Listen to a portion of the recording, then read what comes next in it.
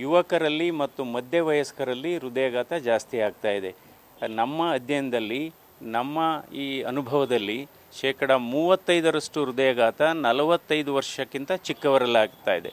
ಈಗ ನಿನ್ನೆ ಜಯದೇವ ಹೃದ್ರೋಗ ಸಂಸ್ಥೆಯಲ್ಲಿ ಒಬ್ಬ ಸೆಕ್ಯೂರಿಟಿ ಗಾರ್ಡ್ ಇದ್ದಾರೆ, ಅವರ ಮಗ 23 ವರ್ಷ, ಅವನಿಗೆ ಹಾರ್ಟ್ ಅಟ್ಯಾಕ್ ಆಗಿದೆ.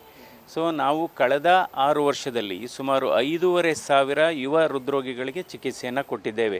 ಇವತ್ತು ಭಾರತ ದೇಶದ ಯುವಕರ ಮತ್ತು ಮಧ್ಯವಯಸ್ಕರ ಹೃದಯ ಅಷ್ಟು ಆರೋಗ್ಯಕರವಾಗಿಲ್ಲ.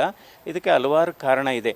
ಇವಾಗ ಏನಾಗುತ್ತೆ, ಯಾರಾದರೂ ತುಂಬ ಪ್ರತಿಷ್ಠಿತ ವ್ಯಕ್ತಿಗಳು ಅಥವಾ ಅವರ ಕುಟುಂಬದ ಸದಸ್ಯರಿಗೆ ಈಗಾದಾಗ ಮಾತ್ರ ಸುದ್ದಿ ಆಗುತ್ತೆ ಹೊರತು, ಇದು ಕಳೆದ 15 ವರ್ಷದಿಂದ ನಾವು ನೋಡಿದಾಗ ಈ ಯುವಕರಲ್ಲಿ ಹೃದಯಾಘಾತ ಆಗುವ ಪ್ರಮಾಣ 22% ಜಾಸ್ತಿ ಆಗಿದೆ.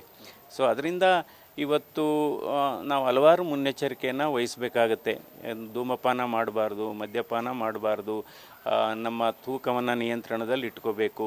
ಸಕ್ಕರೆ ಕಾಯಿಲೆ ಅಥವಾ ಅಧಿಕ ರಕ್ತದ ಒತ್ತಡ ಇದ್ದರೆ ಅದನ್ನು ನಿಯಂತ್ರಣ ಮಾಡ್ಕೋಬೇಕು. ಕೊಬ್ಬಿನ ಅಂಶ ಮತ್ತು ಈ ಫಾಸ್ಟ್ ಫುಡ್ಸ್ ಅಂತ ಏನಿರುತ್ತೆ ಅದನ್ನೆಲ್ಲ ನಾವು ದೂರ ಇರಬೇಕು. ಸೊ ಹೀಗಾಗಿ ನಂತರ ಒತ್ತಡವನ್ನು ಕೂಡ ನಾವು ಕಡಿಮೆ ಮಾಡ್ಕೋಬೇಕಾಗುತ್ತೆ. ಸೊ ಹೀಗಾಗಿ ಇವತ್ತು ನಮ್ಮ ಭಾರತ ದೇಶದಲ್ಲಿ ಇವತ್ತು ಹೃದಯಾಘಾತ ಅನ್ನೋದು ನಂಬರ್ 1 ಕಿಲ್ಲರ್ ಆಗಿದೆ. ಸೊ ಹೀಗಾಗಿ ಇದ್ರ ಬಗ್ಗೆ ಸ್ವಲ್ಪ ಜನರಿಗೆ ಗಾಬರಿನೂ ಇದೆ, ಆತಂಕನೂ ಇದೆ. ಬಟ್ ಇದು ಕಳೆದ 20 ವರ್ಷದಿಂದನೂ ಇದೇ ರೀತಿ ಬರ್ತಾ ಇದೆ.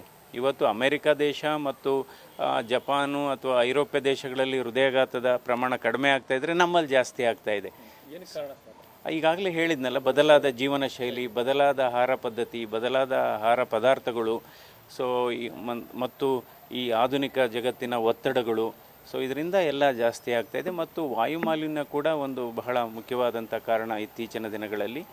ಸೊ ನಂತರ ಅನುವಂಶೀಯತೆ, ಯಾರಾದರೂ ಒಂದು ಕುಟುಂಬದಲ್ಲಿ ಚಿಕ್ಕ ವಯಸ್ಸಿನಲ್ಲಿ ಹೃದಯಾಘಾತ ಆಗಿದರೆ ಅಂಥ ಕುಟುಂಬ ಸದಸ್ಯರಲ್ಲಿ ಈ ಹೃದಯಾಘಾತದ ಪ್ರಮಾಣ ಜಾಸ್ತಿ ಆಗುತ್ತೆ. ಇದನ್ನು ನಾವು ಹೆರಿಡಿಟ್ರಿ ಫ್ಯಾಕ್ಟರ್ ಅಂತ ಹೇಳ್ತೇವೆ.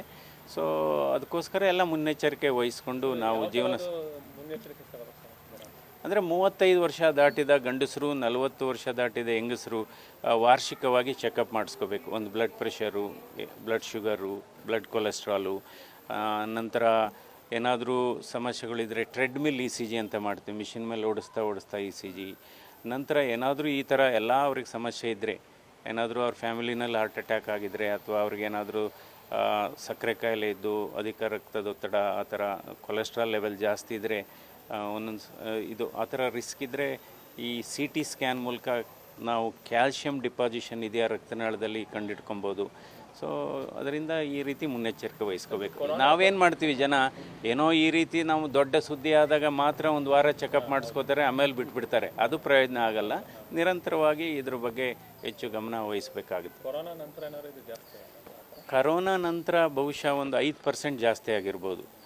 ಅಂದರೆ ಈಗ ಆಗ ಹೃದಯಾಘಾತ ಎಲ್ಲ ಕರೋನಾದಿಂದ ಅಂದ್ಕೊಳ್ಳೋದು ತಪ್ಪು, ಅದು ತಪ್ಪು ಕಲ್ಪನೆ. ಬಟ್ ಕರೋನಾ ಆಗೋದಕ್ಕೆ ಮೊದಲು ಕೂಡ ಯುವಕರಲ್ಲಿ ಮಧ್ಯವಯಸ್ಕರಲ್ಲಿ ಹೃದಯಾಘಾತ ಆಗ್ತಾ ಇತ್ತು, ಬಟ್ ಆದರೆ ಸುದ್ದಿ ಆಗ್ತಾ ಇರಲಿಲ್ಲ ಅದು. ಆದರೆ ಇವಾಗ ಕರೋನಾ ಬಂದಂಥ ನಂತರ ಬಹುಶಃ ಒಂದು 3-5% ಜಾಸ್ತಿ ಆಗಿದೆ. ಅದು ಸ್ವಾಭಾವಿಕವಾಗಿಯೇ ಜಾಸ್ತಿ ಆಯಿತಾ ಅಥವಾ ಯಾಕೆಂದರೆ ಕರೋನಾ ಹಾಲೆ ಬಂದು ಹೋಗಿ 2 ವರ್ಷ ಆಗೋಯಿತು.